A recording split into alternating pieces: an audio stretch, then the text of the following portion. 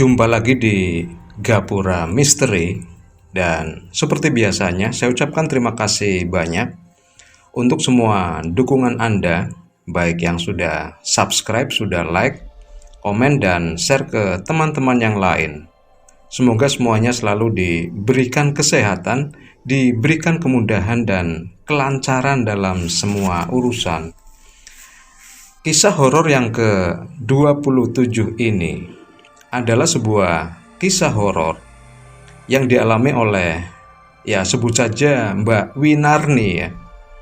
Sekitar tahun 2018 atau 2019, karena Mbak Winarni sendiri agak lupa-lupa inget tahunnya, tapi yang jelas kejadian tersebut membuat Mbak Winarni ini seperti nggak habis pikir kenapa peristiwa tersebut itu menimpa dirinya, dan memang Mbak Winarni ini selama hidupnya baru mengalami peristiwa horor yang gak masuk logika, gak masuk nalar begitu ya.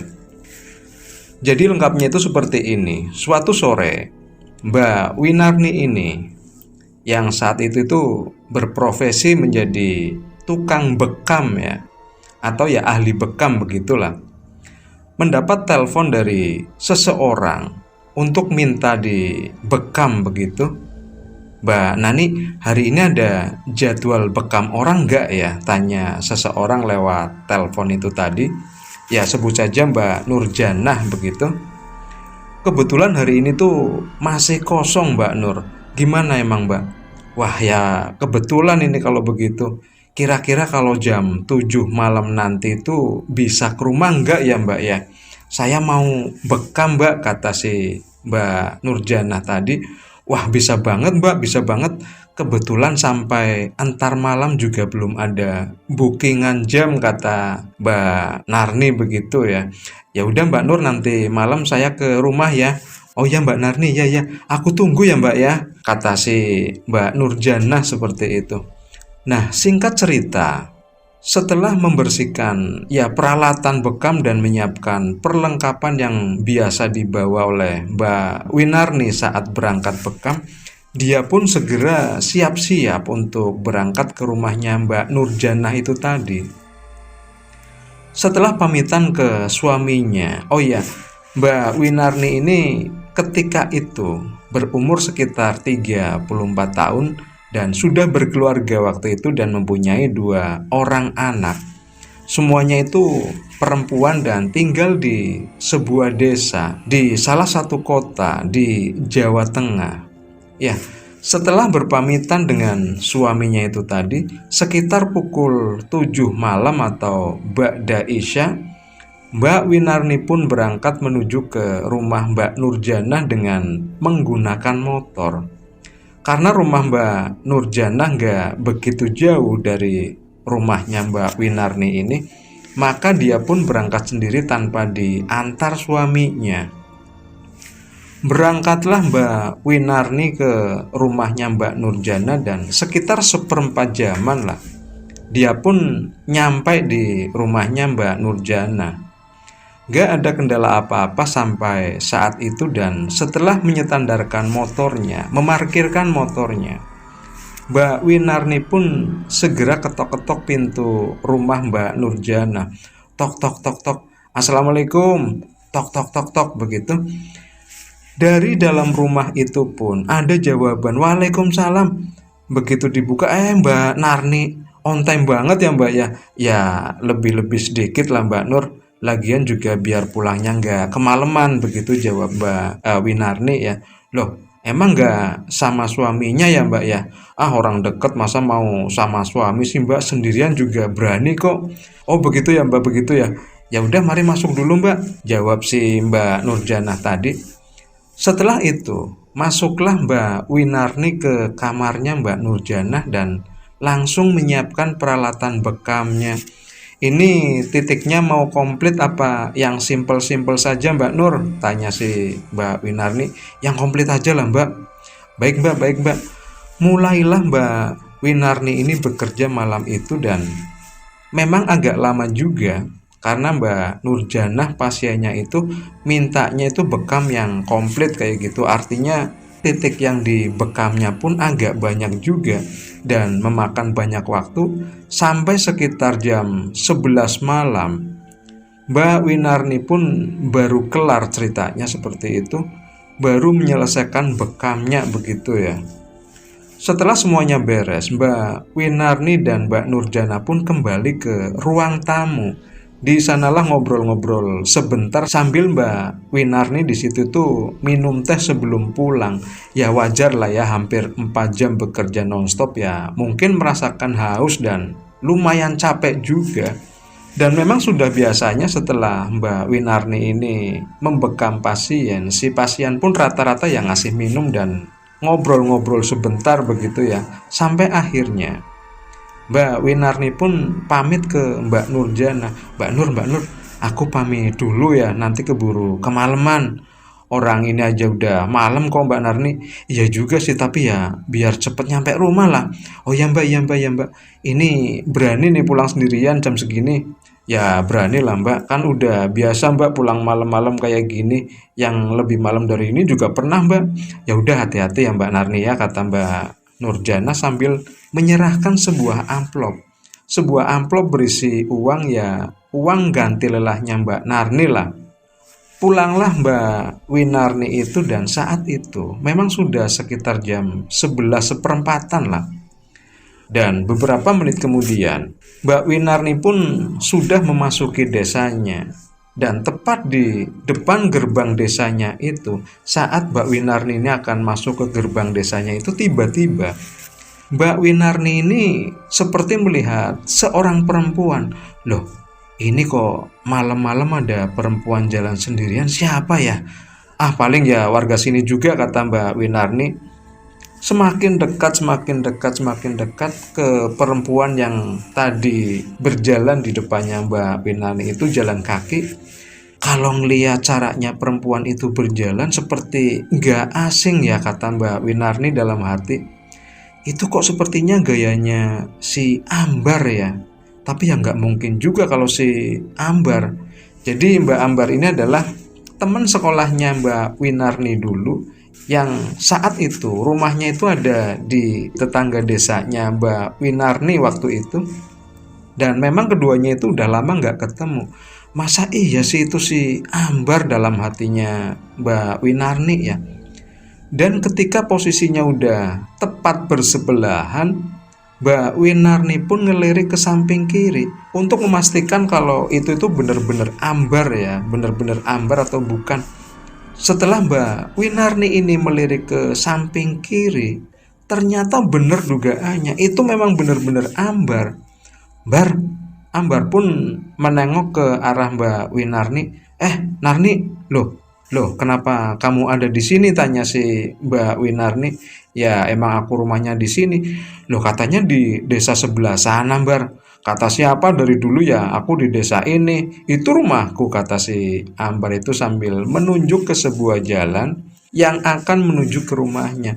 Lah, kamu emang dari mana, Ambar? Habis beli ini di depan sana, sambil menunjukkan sesuatu ke Mbak Winarni itu tadi. Akhirnya apa? Karena Ambar itu jalan kaki, Mbak Winarni pun akhirnya nawarin Ambar untuk ya memboncengnya begitu, sekalian agar tahu rumahnya Ambar itu tadi.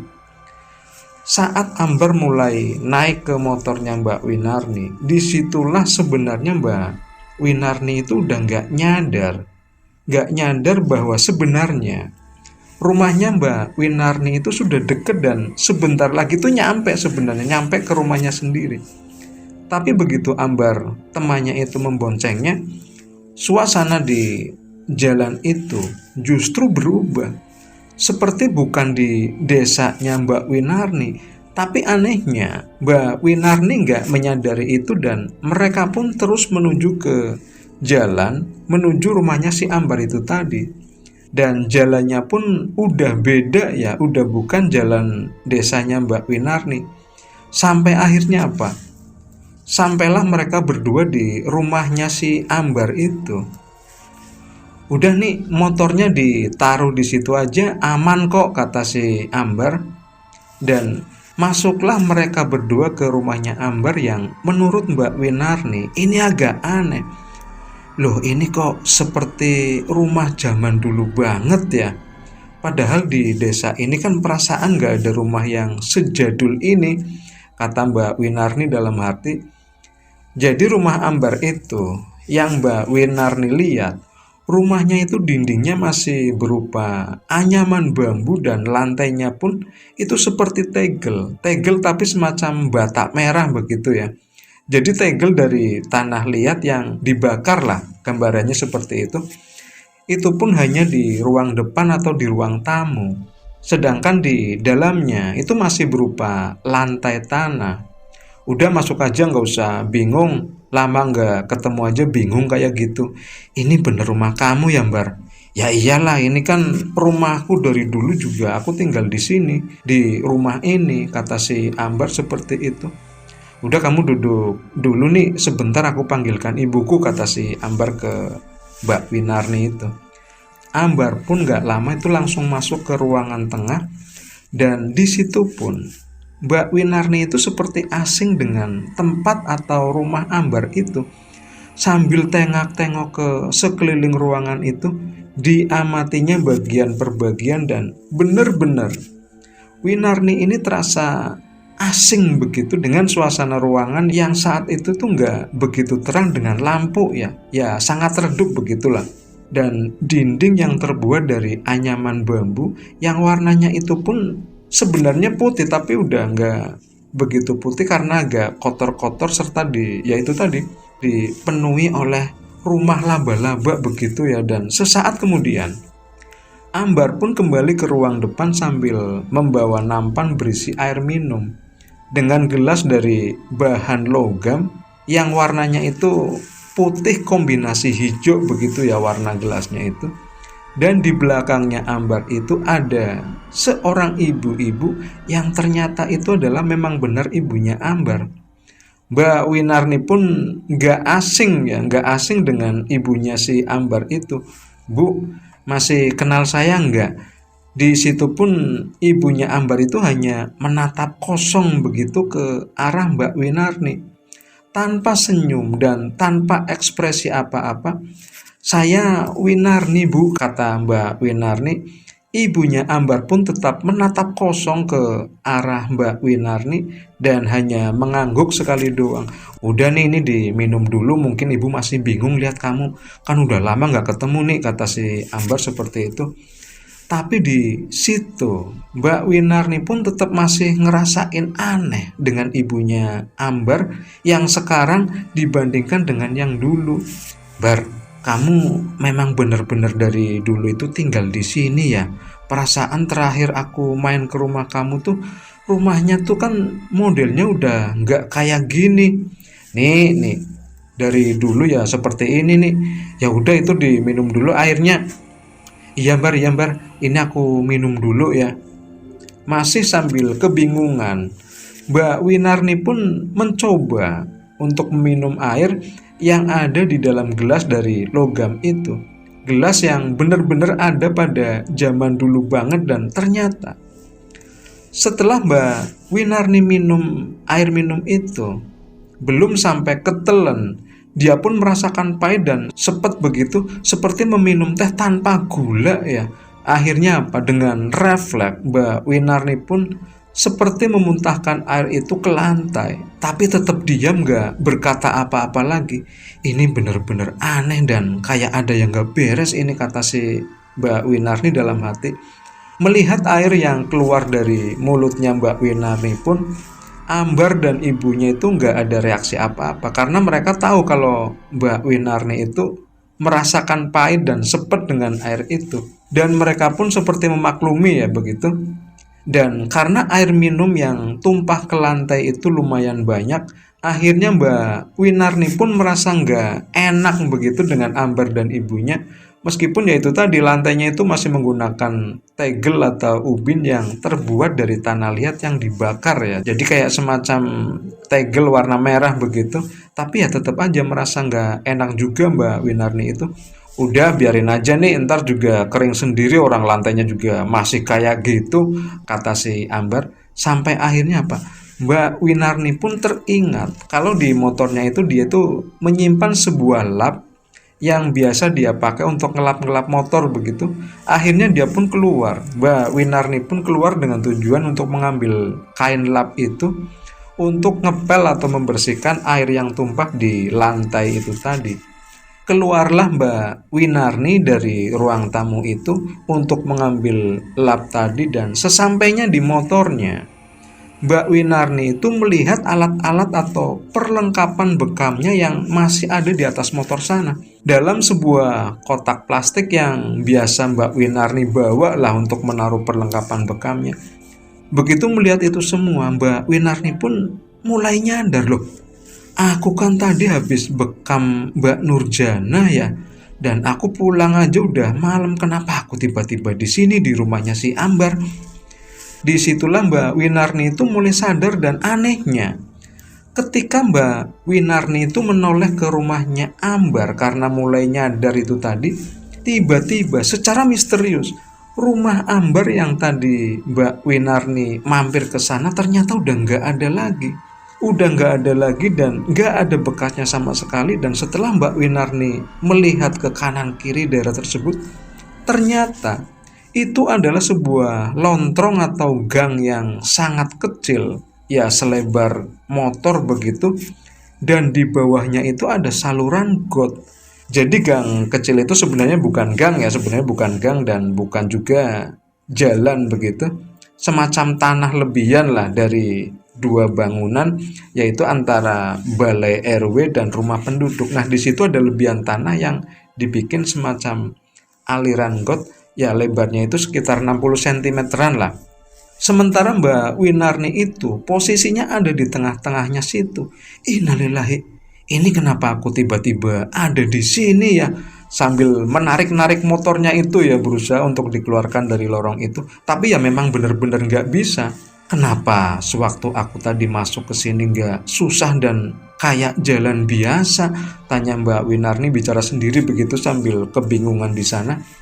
Sampai akhirnya Mbak Winarni pun pulang tanpa menggunakan motornya itu. Ditinggallah motor itu dan Mbak Winarni pulang ke rumahnya sambil nengok-nengok ke belakang begitu ya. Lorong sempit kayak gitu gimana ceritanya ya, kok motor bisa masuk ke sana? Sementara di ujung sana dan ujung sininya pun penuh dengan semak-semak. Pusing-pusing amat lah, yang penting aku tuh udah keluar dari sana, kata Mbak Winarni. Singkat cerita, Mbak Winarni pun nyampe di rumahnya karena memang ya itu tadi, dari tempat kejadian dengan rumahnya itu sebenarnya nggak jauh. Hanya melewati beberapa rumah saja ya, antara sekitar 6 atau 7 rumahan lah. Akhirnya setelah nyampe di rumah, Mbak Winarni pun berusaha mencari suaminya untuk mengambil motornya itu tadi yang terjebak di saluran got di belakang bangunan balai RW begitu. Tapi rupanya di rumah itu suaminya itu nggak ada. Dan menurut informasi dari anak-anaknya itu, anak-anaknya Mbak Winarni, suaminya itu lagi mencari Mbak Winarni karena sudah dini hari kok belum nyampe-nyampe ke rumah kayak gitu. Dan ternyata ketika Mbak Winarni pulang itu sudah hampir jam 2 pagi. Diteleponlah suaminya itu dan singkat cerita, suaminya Mbak Winarni itu pulang, dan di situ tuh Mbak Winarni pun cerita ya dari awal kejadian sampai dengan akhirnya itu dia bisa lolos pulang ke rumah. Dan setelah itu motornya Mbak Winarni pun segera diambil oleh suaminya itu tadi setelah suaminya pulang, dan langsung mengambil motor itu tadi dan dibantu oleh beberapa warga di sana. Dan Mbak Winarni sampai teringat dengan Ambar temannya itu, berarti tadi yang aku temuin itu sebenarnya bukan Ambar ya, tapi sosok Ambar jelmaan jin mungkin ya, pikir si Mbak Winarni seperti itu. Dan menurut suaminya Mbak Winarni, dia itu sudah berkali-kali menghubungi Mbak Winarni via telepon tapi nggak nyambung-nyambung. Konon menurut ceritanya suaminya itu seperti itu. Ya mungkin karena posisinya Mbak Winarni itu ada di dimensi lain atau apalah, Mbak Winarni pun nggak tahu ya. Sampai akhirnya suatu ketika Mbak Winarni itu mencoba main ke rumahnya si Ambar itu, rumah Ambar yang benar-benar Ambar, dan menceritakan juga ke Ambar itu. Dan menurut Ambar, dia itu nggak pernah tinggal di daerah itu daerah di mana Mbak Winarni itu mengalami kejadian itu ya. Jadi itu memang benar-benar kejadian yang di luar nalar atau di luar logika yang dialami oleh si Mbak Winarni tadi. Ya, begitulah kisahnya, sebuah kisah horor yang dialami oleh Mbak Winarni sekitar tahun 2018 atau 2019-an lah. Semoga ini semua bisa diambil pelajaran buat kita ya, paling tidak bisa menghibur lah teman-teman semuanya. Dan sekali lagi, terima kasih untuk Anda semua. Jangan lupa subscribe, like, komen, dan share ke teman-teman yang lainnya. Dan bagi Anda yang punya pengalaman horor dan ingin berbagi dengan teman-teman yang lainnya di Gapura Misteri, silakan bisa kirimkan cerita Anda melalui email ke gapuramisteri@gmail.com. Dan sampai jumpa lagi di kisah yang berikutnya, tentunya yang lebih menarik lagi.